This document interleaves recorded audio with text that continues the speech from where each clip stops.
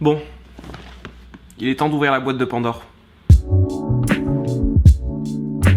Hello vous, j'espère que vous allez bien, ça me fait super plaisir de faire une vidéo parce que ça fait genre 2 voire 3 semaines que j'en ai pas faite, genre j'ai l'impression que ça fait une éternité. Il faut dire que depuis la fin du mois de janvier, voire début février, j'ai du mal à avancer dans mes lectures, genre j'ai commencé plein de livres, genre vraiment plein, et je n'en ai terminé aucun, genre je sais pas pourquoi mais en ce moment j'ai beaucoup de mal à terminer mes lectures, je sais pas, je dois être dans une mauvaise passe de lecture, le pire c'est que je prends beaucoup de plaisir dans mes lectures, mais j'avance un petit peu dans toutes et ça va pas parce que à vouloir tout lire en même temps, on n'y a rien du tout. Bref, on n'est pas là pour ça, de toute manière je pense que je vous reparlerai très bientôt de mes lectures parce que voilà, j'espère bien d'ici la semaine prochaine avoir terminé au moins un livre. Mais aujourd'hui on est là pour parler de la valise. Alors la fameuse valise, je vous en avais déjà parlé pendant des lives je crois. Pour ceux qui ne savent pas du tout ce qu'est la valise, je vous l'explique vite fait. Sous mon lit, j'ai une grosse valise noire dans laquelle il y a un petit moment j'avais posé des livres parce que je m'étais fait un genre de palle. Et je m'étais dit bah voilà, ça c'est les livres que tu dois lire. Donc en fait j'avais retiré de ma bibliothèque tous les livres que j'avais pas encore lus, ou du moins une bonne partie, que j'avais mis dans cette valise en me disant bah voilà, maintenant je vais lire que cela. Et en fait au fur et à mesure cette valise s'est refermée et s'est subtilement glissée sous mon lit. Je l'ai un peu oublié. J'ai acheté plein d'autres livres que je n'ai pas encore lus et qui sont sur ma table de chevet. Et cette valise a sombré dans l'oubli. Et donc quand je n'ai parlé en live, vous étiez hyper nombreux à me dire mais il y a quoi dans la valise, on veut voir et tout. Donc j'ai sorti la valise, qui est lourde, de sous mon lit. Et puis on va voir ensemble ce qu'il y a dedans. A savoir que je me souviens qu'en fin d'année, j'avais déjà posé quelques livres en plus dans la valise en me disant faut que je fasse de la place sur la table de chevet. Donc il y a des livres certainement un peu plus récents dont je vous ai déjà parlé. Et je pense que l'ensemble des livres, je les ai peut-être déjà mentionnés sur la chaîne. Mais voilà, c'est histoire de voir les enfants oubliés. Bon allez, sans plus attendre, on ouvre ça. Bon, c'est à peine ouvert que j'ai déjà honte parce qu'il y a des livres que j'ai achetés il y a un petit bout de temps et que je suis en mode ah là là, j'ai trop envie de les lire et ils sont juste là et je me dis ah non, tu les as pas encore lus, ça va pas du tout. Bon et bah c'est parti, je vais vous montrer tout ça. Alors, tout en haut de la valise, on a pas mal de romans. Nous avons Shades of Magic que je vous avais déjà présenté il y a un petit moment et que je n'ai toujours pas lu. Et pourtant c'est pas l'envie qui me manque mais voilà, c'est toujours pas lu. De toute manière c'est le cas pour tous les livres qui sont dans cette valise. Qu'est-ce qu'on a d'autre? On a Comment le dire à la nuit de Vincent Tassi. Vincent Tassi, je vous en ai déjà parlé quand j'ai lu Apostasie qui a été un de mes coups de cœur de 2018. Et voilà, quand il a sorti son nouveau livre Comment le dire à la nuit, je l'ai acheté directement sans réfléchir. Et preuve que j'aurais dû réfléchir parce qu'il n'est toujours pas lu. D'ailleurs, niveau histoire, je sais pas grand chose de ce livre parce que le résumé est hyper énigmatique. Ça nous parle d'une dame en noir qui vit dans un château, qui ne peut pas mourir et qui ne fait rien. Et un jour, elle rencontre un garçon aux cheveux blancs, elle l'enlève et une histoire d'amour se crée et traverse les siècles. Ça me donne très très envie parce que l'écriture de Vincent Tassi est vraiment magnifique, mais voilà, ça sera pour bientôt, je l'espère. Alors qu'est-ce qu'on a d'autre? Oh non, celui-ci j'ai hyper honte. J'avais acheté Rouille de Floriane Soulas au Aliénal. Je l'avais même rencontrée, genre elle est hyper gentille, elle m'avait fait une petite dédicace.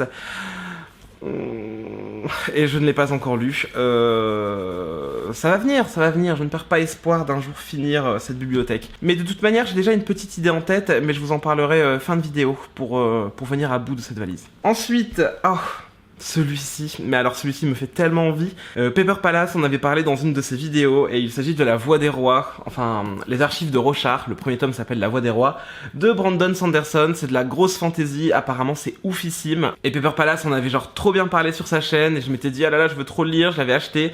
Heureusement, j'avais acheté en petit format, parce que j'avais hésité à prendre le grand format, qui était 10 € plus cher, et je m'étais dit, non, faut être raisonnable et tout. J'ai bien fait, parce que pour un livre que j'ai pas encore lu, mais au final, pour celui-ci, je culpabilise pas trop parce que apparemment il y aura beaucoup de volumes et il n'y a que les 3 premiers qui sont sortis, je crois. Donc je me dis voilà, j'ai encore le temps. C'est comme les gens qui se mettent à lire Game of Thrones seulement aujourd'hui. Tu te dis bon les gars, vous avez le temps, il reste encore 2 tomes et ils sortiront certainement dans 20 ans. Alors après là, je vois qu'on a quelques mangas. On a le tome 6 de Sailor Moon. Sailor Moon, un manga culte. C'est un manga de mon enfance. Genre j'adorais cet animé. Pika les avait ressortis. J'avais commencé à les acheter jusqu'au tome 6. Et voilà, apparemment celui-ci je ne l'ai pas encore lu. Et sachant qu'il y a 12 tomes, ça veut dire que je suis à la moitié de la saga. Sachant que celui-ci, j'ai bien dû l'acheter il y a au moins 3 ans. Toujours en manga. Ah putain, j'ai hyper honte. Cardcaptor Sakura, le tome 3. En fait, bon, vous connaissez tous Sakura, je ne vous apprends rien. Pika avait ressorti l'intégrale de Sakura en format double, donc là il y a 2 tomes. Et voilà, les livres ils sont trop beaux. Dedans il y a des marque-pages en forme de cartes de clos, ils sont trop beaux. Et donc je les avais tous lus quand j'étais plus jeune, et je me suis dit, ah bah vu que je ne les ai pas, je vais en profiter pour tous les racheter.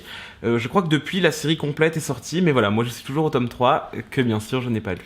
C'est vraiment la vidéo de la honte, hein, je suis désolé. Ensuite, on va continuer sur les mangas, parce que je vois qu'il en reste encore quelques-uns. On a Mob Psycho 100, c'est le tome 2, j'avais lu le tome 1 à sa sortie, je crois que j'en ai jamais parlé sur la chaîne d'ailleurs, c'était hyper drôle comme manga. Les dessins ne sont pas genre parfaits, mais le style est plutôt drôle, ça nous raconte l'histoire d'un gars, je crois, qui est télépathe, et il lui arrive des aventures absolument abracadabrantesques.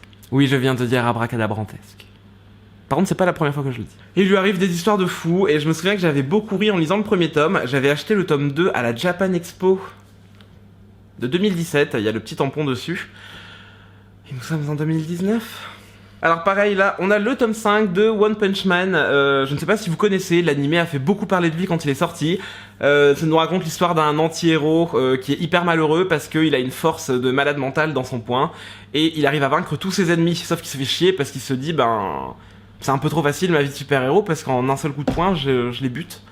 Et donc voilà, il se fait chier et il est désespérément à la recherche d'un ennemi qui lui arrive à la cheville ou au poing. C'est à peu près tout pour les mangas, mais pour rester dans les japonaiseries, j'ai ici un livre de Yoko Ogawa qui s'appelle L'Annulaire. Je ne sais plus si je vous l'avais présenté, je crois que j'en avais parlé sur Instagram, je l'ai trouvé en bouquinerie. Le livre coûte 11 € et je me souviens l'avoir trouvé pour 2 ou 3 €, il est tout fin. Je ne sais même pas de quoi ça parle, j'ai juste vu Ogawa, on en avait déjà parlé plusieurs fois, donc je me suis dit, c'est peut-être un bon moyen de découvrir l'autrice. Et ce n'est pas encore lu. Je vais arrêter de dire que ce n'est pas encore lu parce que c'est un peu le cas pour tous les romans qui sont là, donc voilà, je vais m'abstenir parce que j'ai l'impression de enfoncer le couteau dans la plaie. Ensuite, alors là j'ai vraiment honte, genre vous êtes pas prêts. On a des Neil Gaiman. Des Neil Gaiman, on en a 1, 2, 3, 4 et 5. 5 Neil Gaiman. Au moins, je me dis que j'ai encore plein de livres de cet auteur à découvrir, et ça n'a pas de prix. Et donc, de Neil Gaiman, on a Miroir et Fumée, c'est un recueil de nouvelles. On a Entre Mondes, l'histoire d'un jeune garçon, il me semble, qui va rencontrer des autres lui dans des mondes parallèles. On a Neverwhere, je crois que c'est un de ses romans les plus connus. Je ne saurais même pas vous dire de quoi ça parle, je sais juste que on m'a hyper hypé dessus. Et ensuite, on a De Bons Présages, qui est certainement le prochain Gaiman que je vais lire, parce que il l'a écrit avec Terry Pratchett. Vous connaissez mon amour pour Terry Pratchett, vous connaissez mon amour pour Neil Gaiman, et surtout, il va être adapté en série télé. Il me semble que ça sort d'ailleurs dans 1 mois ou 2. Et le dernier Neil Gaiman de la valise, c'est la mythologie nordique, Norse Mythology en VO. Je l'ai acheté il y a un petit moment, je vous en ai déjà parlé, et le pire c'est que je l'avais déjà commencé, il me semble que j'ai déjà lu 3 ou 4 nouvelles qui font partie du livre. J'étais un peu long à lire parce que vu que c'est en VO, je mets pas du tout le même temps que pour de la VF. Mais voilà, j'aimerais bien en venir à bout, surtout dans mes souvenirs, c'était vraiment cool. Bon alors c'est tout pour le Neil Gaiman, mais on a des autres choses. Alors celui-ci ça va, j'ai beaucoup moins honte, parce que je l'ai déjà lu, et je l'avais remis dans ma palle, parce que j'avais envie de le relire, et je pense que vous savez duquel je parle. Il s'agit du Clan des Autori de Liane Hearn. J'avais fait une vidéo dessus où je vous en avais longuement parlé, et où je vous avais parlé de mon amour pour cette série. Ça m'avait donné trop envie de m'y replonger, et voilà, je l'avais remis dans ma pile de livres à lire. Et pas besoin que je vous fasse le topo, il est toujours pas relu. Ensuite, on a... Ouh là là, celui-ci, il me fait genre trop envie, surtout que c'est le dernier tome d'une saga que j'aime beaucoup. Il s'agit du 3e tome de Génération K de Marine Carteron, publié chez Rouergue dans la collection Epic. Je vous en avais parlé pas mal de fois, je crois, déjà, mais Génération K, c'est une série en laquelle je ne croyais pas du tout et que j'ai acheté un peu par dépit, et au final, j'ai dévoré le premier tome, et genre, je l'ai adoré du début à la fin, et voilà, celui-ci, c'est le 3e et dernier tome. Il serait peut-être temps que je le lise, histoire d'avoir le fin mot de l'histoire. Ensuite, on a La Tour de Babylone de Ted Chiang. Alors ça, c'est un recueil de nouvelles aussi, et je l'ai acheté juste après avoir vu le film Premier Contact. Je sais pas si vous l'avez vu. Le titre est pas très vendeur, mais Premier Contact, ça nous raconte l'histoire de nous, de notre civilisation, et un jour, il y a des énormes vaisseaux aliens qui arrivent dans le ciel, et tout le film nous raconte comment est-ce que les hommes peuvent entrer en contact avec des aliens. On n'est pas du tout dans le scénario apocalyptique, on se dit « Ah mon Dieu, c'est la fin du monde, les aliens sont là pour nous exterminer ». Pas du tout. Les aliens sont juste là pour établir un premier contact avec nous. Et en fait, on se rend compte que en ne parlant pas la même langue, en n'ayant pas forcément les mêmes sens, en ne pensant pas de la même manière, enfin vraiment rencontrer un être ou une civilisation complètement différente de nous, qui ne parlent pas de la même manière. Est-ce qu'ils ont un langage? Est-ce qu'ils écrivent? Est-ce qu'ils savent voir? Est-ce que...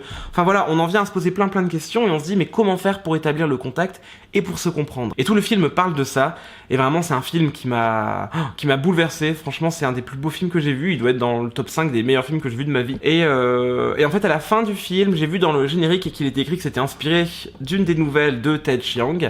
Et cette nouvelle est dans le livre La Tour de Babylone, et donc j'avais très envie de découvrir la nouvelle et les autres écrits de Ted Chiang, donc voilà pour la petite histoire. Ensuite, on a, tiens, je me souviens même pas qu'il était dans la valise, on a le tome 2 de l'Assassin Royal de Robin Hobb. J'avais lu le tome 1 l'an passé je crois, j'avais beaucoup aimé, mais voilà, j'ai toujours pas lu la suite. Ensuite, dans un genre auquel je suis beaucoup moins habitué, on a Rêver de Franck Tillier. Alors je suis pas un grand amateur de thriller et j'en lis très peu, mais Franck Tillier, voilà, j'en ai lu quelques-uns de lui et j'ai été bien emballé par ce qu'il écrit. J'ai trouvé ça intelligent, ingénieux, bien écrit. Bref, j'aime beaucoup son style et donc on m'avait dit que Rêver était vraiment génial. Et en plus, j'ai eu le plaisir de rencontrer Tillier, il m'a fait une petite dédicace et voilà. Désolé Franck, je l'ai toujours pas lu. Ensuite, toujours dans les thrillers, on a Rituel de Mo Hayder. Je l'avais échangé contre un autre livre sur la page Facebook de l'Insta Bibliothèque où les gens échangent un livre contre un autre. D'ailleurs, je vois qu'il y a un petit bonne lecture de la part de Valentine. Merci Valentine, je ne me souviens plus quel livre je t'avais envoyé contre celui-ci. J'espère que toi tu as lu celui que je t'ai envoyé parce que celui-ci est toujours en attente. Et on arrive bientôt à la fin, avant-dernier livre de la valise. Carmen de Prosper Mérimée, qui a été illustré par Benjamin Lacombe. Je vous en avais parlé quand on me l'avait offert, parce qu'on me l'a offert pour mon anniversaire, donc en mai dernier. Et voilà, il a été mis dans la valise parce que je voulais le lire tout de suite. Et voilà, depuis il traîne. Et le dernier livre du fond de la valise, mais pas des moindres, il s'agit de Le Pouvoir, de Naomi Alderman. Ce livre, il me tentait beaucoup parce que j'en avais beaucoup entendu parler sur Instagram après avoir lu La Servante écarlate. D'ailleurs, Margaret Atwood l'a qualifié de électrisant. Et voilà, vous savez que pour moi, le féminisme, tout ça, c'est quelque chose de super important. Donc les livres qui en parlent, j'essaye de les lire. Et voilà, La Servante écarlate m'avait beaucoup touché. On m'avait conseillé Le Pouvoir, qui met en scène des femmes d'aujourd'hui. En fait, du jour au lendemain, toutes les femmes au monde se réveillent et elles se rendent compte qu'en touchant quelqu'un, donc un homme, elles peuvent lui infliger une douleur immense, voire le tuer. Et donc l'ordre du monde se retrouve bouleversé, les femmes arrivent au pouvoir. Et je n'en sais pas plus, mais voilà, ça m'avait donné beaucoup envie de lire, bien que j'ai entendu des avis assez mitigés dessus. Autant quand il est sorti, j'ai entendu beaucoup de monde me dire que c'était génial, et j'en ai reparlé ces derniers mois avec des amis qui l'ont lu, et ils m'ont dit qu'ils avaient été un peu déçus. Donc si vous l'avez lu, n'hésitez pas à me donner votre avis dessus, mais dans tous les cas, je pense que je le lirai. Bon, et voilà, c'est fini pour la bibliothèque de la honte, elle est vide, il reste un marque-page dedans.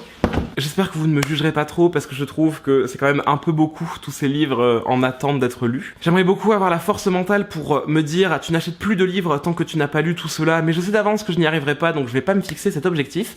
Par contre je vais me fixer un autre objectif et je pense que je vais avoir besoin de vous. Bon, j'ai fait le compte et la valise comporte 22 livres. Ça veut dire que si j'en lis 2 par mois, eh bien je devrais en venir à bout d'ici la fin de l'année. Bon, je suis déjà en retard parce qu'on est en février, mais c'est pas grave. De toute manière, je sais que d'ici la fin de l'année, je n'aurai jamais lu tous ces livres-là. Mais ce que je vais faire, c'est que pendant toute l'année, je vais essayer d'en lire au moins un par mois. Je me dis si j'en sors un par mois, d'ici la fin de l'année, j'aurai déjà vidé la moitié de la valise et ça sera déjà un super gros progrès. Je préfère pas me mettre la barre trop haute et me dire que d'ici la fin de l'année, j'aurai terminé la valise parce que je sais d'avance que je n'y arriverai pas. Donc voilà, c'est mon petit challenge de l'année. On va essayer d'en lire un par mois et essayer de vider petit à petit cette valise de la honte. Et ce que je vous propose, c'est que pour le premier livre que je dois lire, vous me filiez un petit coup de main et que vous me disiez en commentaire par lequel est-ce que vous avez envie que je commence. Comme ça, ça m'aidera à faire mon choix et puis à me plonger dans ce challenge de la honte. Bon, et puis sur ce, on arrive à la fin de la vidéo, j'espère que ça vous aura plu, j'espère que ce sera pas trop long parce que je vois que ça fait un petit moment que la caméra tourne. Moi, comme d'habitude, je vous souhaite de très bonnes lectures, je vais essayer d'aller terminer le tome 2 de Anathème qui est génial, bien que un peu long à lire, mais je vais y arriver, je suis à plus de la moitié, j'arrive bientôt à la fin et je vais très bientôt pouvoir vous sortir une vidéo sur cette partie 2. Là-dessus, je vous souhaite